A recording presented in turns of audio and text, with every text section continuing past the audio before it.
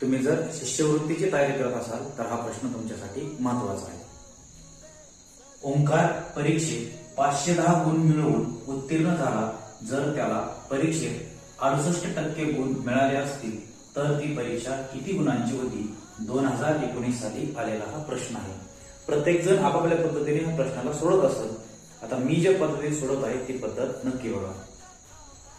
68% गुण मिळाले, टक्के या शब्दाचा अर्थ होतो 100 पैकी 68 मिळाले, तर मी ह्याला असं लिहिणार 100 पैकी किती गुण मिळाले तर 68, 100 पैकी 68। तर परीक्षेत त्याला 510 गुण मिळाले, तर किती पैकी हे तुम्हाला दिलंय का तर नाही।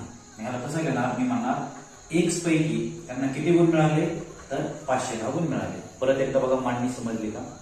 100 पैकी 68 गुण मिळाले तर किती पैकी 510 गुण मिळाले, त्या दोघांचा करायचा तिरकस गुणाकार 510 गुणिले 100 आणि हे दोघांपैकी एक जणी खाली 68 आणि हीच किंमत असेल तुमच्या एक्स म्हणजे काय तर एकूण किती गुण मिळाले त्याची।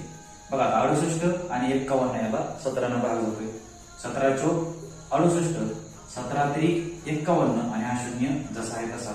आता 4 100 आणि 30 उरलं, तर 4 न परत 100 ला भाग होतो, 25 चौक 100। आता काय उरलं फक्त 30 गुणिले 25 बरोबर x ची किंमत, तर गुणाकार किती होईल, हा शून्याला जसा तसा 0, 25 त्रिक 75 म्हणजे 750 बरोबर x ही तुम्हाला किंमत मिळाली।